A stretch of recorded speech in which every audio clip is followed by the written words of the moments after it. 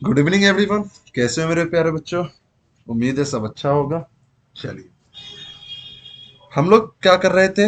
Ratio and proportion हमने day first में देखा क्या? हमने रेशियो के कुछ बेसिक देखे, ठीक है। आज हम प्रोपोर्शन के कुछ बेसिक देखने वाले हैं, ठीक है।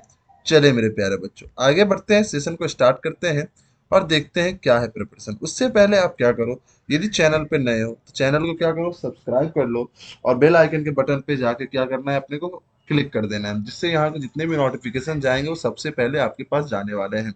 सेकंड चीज, आप क्या करो कि वैसे स्प्रिंट एकेडमी टेलीग्राम पे चैनल है, वहां जाके ज्वाइन हो जाओ और वहां से आपको मिलने वाला है यहाँ से पीडीएफ और साथ में वीडियो का पीडीएफ और साथ में सीट मिलने वाला है, ठीक है।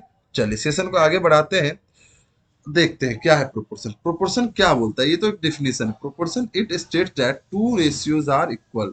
दो रेशियो क्या है, इक्वल है, उसको हम क्या बोलते हैं, प्रोपोर्शन बोलते हैं। मतलब आप बोल सकते हो a is to B equal to, क्या बोल सकते हैं, बी इज टू सी। दो रेशियो है और वो क्या है, इक्वल है। इसी को ए इज टू बी को हमने क्या देखा था, a by b equal to b by c. ये भी हो सकता है, या आप ये भी बोल सकते हो a is to B equal to c is to d. या आप इसको ऐसे लिख सकते हो a by b equal to c by d. मैंने दो प्रकार से लिखा है, हाँ या ना। तो मेरे भाई मैं आपको क्या बताने वाला हूँ वो ध्यान से समझो। मैं आपको ये बताने वाला हूँ कि यहाँ जब आप देख रहे हो कि बी दोनों में कॉमन है, बी क्या है, दोनों में कॉमन है, तो इस दोनों में जो कॉमन है उसको बोला जाता है बेटा मीन प्रोपोर्शनल। क्या बोला जाता है, मीन। क्या बोला जाता है, मीन। हाँ या ना, क्या बोला जाता है, मीन प्रोपोर्शन। क्या बोला जाता है, मीन प्रोपोर्शन, बीच में। क्लियर है, दो जो दोनों में कॉमन हो, तो इसको आप क्या बोलोगे, फर्स्ट प्रोपोर्शन। इसको क्या बोलोगे फिर, यदि ये दोनों मीन है तो इसको बोलोगे आप थर्ड प्रोपोर्शन। हाँ या ना, थर्ड प्रोपोर्शन। मतलब ए फर्स्ट, बी क्या हो गया, मीन, और ये सी क्या हो गया, थर्ड। तो यहां से मैं यदि मीन प्रोपोर्शन निकाल रहा हूं, क्या निकाल रहा हूं, मीन प्रोपोर्शन निकाल रहा हूं। मीन प्रोपोर्शन मतलब बी। बी मतलब आप बोलोगे कि ए सी कर लो सर और रूट अंडर कर दो, क्योंकि बी बी मल्टीप्लाई होगा तो बी स्क्वायर हो जाएगा और ए सी के अंदर क्या हो जाएगा, रूट हो जाएगा, जब स्क्वायर उस तरफ जाएगा तब। हाँ या ना, क्लियर है सभी को? चलो मेरे प्यारे बच्चों, इसमें कोई डाउट है क्या? नहीं।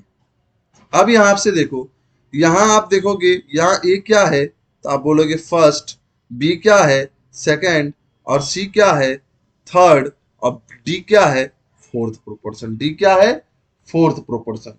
हाँ या ना, जल्दी से बताइए, सबको समझ में आ रहा है? तो यदि मैं यहां से सी निकालूं, यदि मैं सी यहां से निकालूं तो ए डी बाई बी होगा। और यहां से यदि मैं थर्ड प्रोपोर्शन सी निकालूं, देखो मैं दोनों तरफ से निकाल रहा हूं, तो सी बराबर क्या हो जाएगा, बी स्क्वायर बाई ए। मतलब आपको दोनों ध्यान में रखने हैं। अब समझ में क्वेश्चन ये आना कि सर हमको कब पता चलेगा कि थर्ड प्रोपोर्शन ये पूछा है कि ये पूछा है। तो बेटा ऑब्वियसली सी बात है, जब दो नंबर्स रहे तो समझ जाना कि वो थर्ड ये वाला है। जब तीन नंबर रहे तो आप क्या समझ जाना, थर्ड वाला ये नंबर है। क्लियर है, हाँ या ना? चलिए आगे बढ़ते हैं, अब कुछ क्वेश्चन करते हैं। Find third proportion of 12 and 36। मैंने क्या बताया आपको कि जैसे थर्ड पूछा है मतलब दो है, तो आप क्या समझोगे कि अच्छा ये वाला थर्ड है, मतलब ए बाई बी बराबर बी बाई सी, ये थर्ड पूछा है। तो भैया ये आपका ए हो जाएगा, तो 12 अपॉन 36 इक्वल टू 36 अपॉन सी। देखो आप ऐसे भी कर सकते हो, अच्छा ये तीन काटेगा नहीं, सॉरी। तो सी इक्वल टू 108। हाँ या ना, समझ में आया? क्लियर हो रहा है मैं क्या बता रहा हूँ? मतलब ये आपका ए, ये आपका बी। तो फॉर्मूला भी लगा सकते हो, 36 गुना 36 बट्टे 12। लेकिन मैं बोलूंगा फॉर्मूला मत याद रखो, ये कॉन्सेप्ट आप याद रखो। क्लियर है, सिंपल सा क्वेश्चन। ये क्वेश्चन सबसे बच्चे फंसते कहाँ पे, थर्ड और मीन में फंस जाते हैं, थर्ड और मीन में फंस जाते हैं। चलिए आगे देखते हैं। Find third proportion 9 and 18। तो आप क्या बोलोगे, 18 इंटू 18 डिवाइड बाई 9। तो भाई 9 टू जा 18, तो आप बोलोगे 36। क्या होगा, 36 आंसर। समझ में आ रहा है थर्ड प्रोपोर्शन? चलिए अब बात करते हैं फाइंड मीन प्रोपोर्शन की। तो भैया मीन के लिए ये क्या हो जाएगा, ए, ये क्या हो जाएगा, सी। तो आपको पता है रूट अंडर ए सी होता है, मीन बी बराबर, हाँ या ना? या उससे भी ए बाय बी रखो इक्वल टू बी बाय सी रखो। मीन आपको पता है ये है, तो ए क्या रखोगे 12, बी पता नहीं, बी 12 18। आप ऐसे भी कर सकते हो, तो 12 गुना 18। तो आप इससे यदि कॉमन ले तो 6 गुना 2, 6 गुना 3। तो भैया देखो ये 6 6 बाहर आएगा, 2 6 मतलब ये अंदर जाएगा, मतलब 6√6, 6√6 इसका आंसर हो जाएगा। क्लियर हो रहा है? थर्ड और मीन में सबसे ज्यादा बच्चे फंसते हैं, हमें नहीं फंसना। क्लियर है? 9 4 जा 36, तो √36 क्या हो जाएगा मेरे बच्चे? 6 आंसर। मतलब ये क्वेश्चन बहुत ही आसान रहता है, लेकिन बच्चों को पता ही नहीं होता कि मीन प्रोपोर्शन होता क्या है, थर्ड प्रोपोर्शन होता क्या है। समझ में आ रहा है? मध्य समानुपातिक बोलते हैं जिसको, और क्या बोलते हैं, तृतीय अनुपाती, ऐसा कुछ बोलते हैं इंग्लिश में, हिंदी में। चलिए नेक्स्ट। अब फोर्थ प्रोपोर्शनल आ गया, तो आप याद रखो ना, A/B = C/T। अब भैया ये ए है, बी है, सी है, पुट कर दो 12/16 = 36/D। कट रहा है क्या? 12 तिया, तो डी क्या होगा? 16 तिया 48। खत्म। समझ में आ रहा है मैं क्या बता रहा हूं आपको? सिंपल सी बात है, ये चीज आप माइंड में रखो, बाकी फॉर्मूला याद करने की जरूरत नहीं है।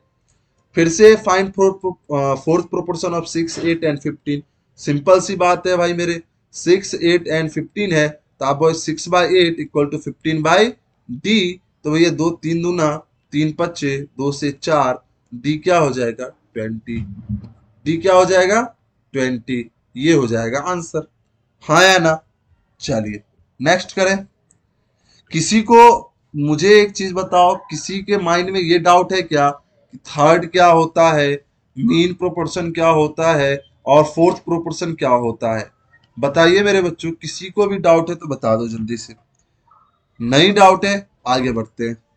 चलिए, एक सबसे बेहतरीन क्वेश्चन अभी के एग्जाम में, ये सबसे ज्यादा देखा गया और सबसे बेहतरीन, मतलब बहुत ही इंपॉर्टेंट। बच्चे को पता ही नहीं रहता कि ये है क्या।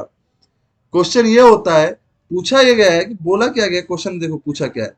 When x is subtracted from each of 19 28 55 91 numbers so obtained in this order are in proportion, what is the value of x? बोला है कि भैया 19 में से घटाओ x, 28 में से भी x घटाओ, 55 में से भी x घटाओ, और 91 में से भी x घटाओ। जब आप x घटाओगे तो ये चारों प्रोपोर्शन में आ जाते हैं, मतलब 19/x 28 - x = क्या हो जाएगा? 55 - x 91 - x। ये आपका है, उसने ये बोला है। जब आप इसको सॉल्व करोगे, क्या बोला मैंने, जब आप इसको सॉल्व करोगे तो x की वैल्यू आ गई। तो मुझे जितना पता है, सभी टीचर क्या बताते हैं, हिट एंड ट्रायल मेथड। वहां वैल्यू 1 रखो, 2 रखो, 3 रखो, 4 रखो, 5 रखो, ये आप वैल्यू रखते हैं और फिर हम निकालते हैं। लेकिन हमें नहीं करना। हमें कैसे करना है वो आज सीखते हैं अपन। हमें ये करना है मेरे बच्चों, मैंने क्या किया, अरेंज किया 19 28 55 और ये रहा 91, ये रहा 91। हाँ या ना? चलिए, क्लियर है? देखिए बच्चों, अब इस चीज को जब आप अरेंज करोगे तो अब इसका डिफरेंस लो। आप बोलोगे 9, इसका डिफरेंस लो तो आप बोलोगे सर 36, 9 और 36। अब इस दोनों का डिफरेंस ले लो आप, तो आप बोलोगे 27, और ये 27 वेरिएबल होता है, मतलब आप इसको x रख लो, 27x, यही x होगा। मतलब ये वेरिएबल क्या है आपका x, यहां से जो x की वैल्यू आएगी वही आपके x की वैल्यू होगी। समझ में आया? फिर देखो मेरे भाई, अब इस 19 को इससे मल्टीप्लाई कर दो, 36 से मल्टीप्लाई करोगे तो 19 6 140, 14 19 57 11 684। अब 55 को 9 से करोगे, 9 5 45, और 9 5 45 4 49, और इस दोनों का आप डिफरेंस ले लो तो ये हो जाएगा 9, ये हो जाएगा 9 8 17, और ये 4 1 5 189।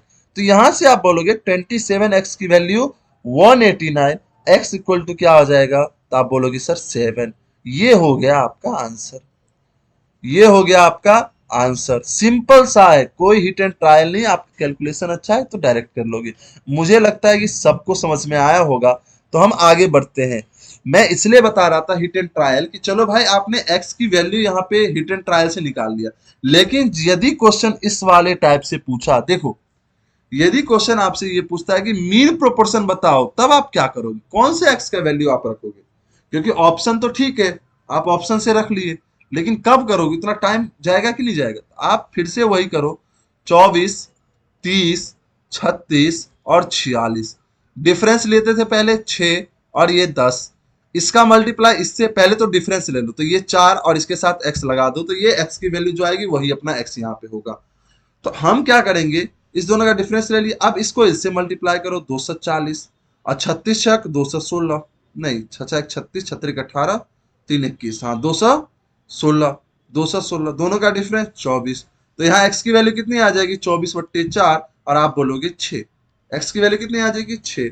अब आपसे पूछा है मीन प्रोपोर्शन, देखो यदि आपको मीन प्रोपोर्शन पता है तब ना आप बता पाओगे। तो आपको पता है मीन प्रोपोर्शन क्या होगा, तो बोलोगे इसका इसका मल्टीप्लाई करके रूट अंडर कर दो। तो पहले तो ये निकाल लो, तो 2 into 6 12 plus 3 15, 3 into 6 18 plus 2 18 plus 2 तो 20, तो 15 और 20 का तो 5 गुना 3 गुना 5 गुना 4, तो भाई मेरे 5 5 कॉमन ले लो, 2 इसमें से आ जाएगा और रूट अंडर क्या बचेगा 3, तो आप बोलोगे 10√3 आंसर होगा। सर क्या होगा 10√3 इसका आंसर होगा। क्लियर है, हाँ या ना बताओ मेरे भाई। चलिए आगे बढ़ते हैं और देखते हैं कि क्वेश्चन क्या है। क्वेश्चन ये है मेरे बच्चे, वेन एक्स इज एडेड, अब एक्स ऐड हो रहा है, वेन एक्स इज एडेड मतलब एक्स अब ऐड हो रहा है। अब एक्स जब ऐड हो रहा है मतलब अभी तक सब्ट्रैक्ट हो रहा था, अब ऐड हो रहा है। कुछ नहीं करना है, जो मैंने आपको सिखाया वही मेथड इसमें भी इंप्लीमेंट कर देना है।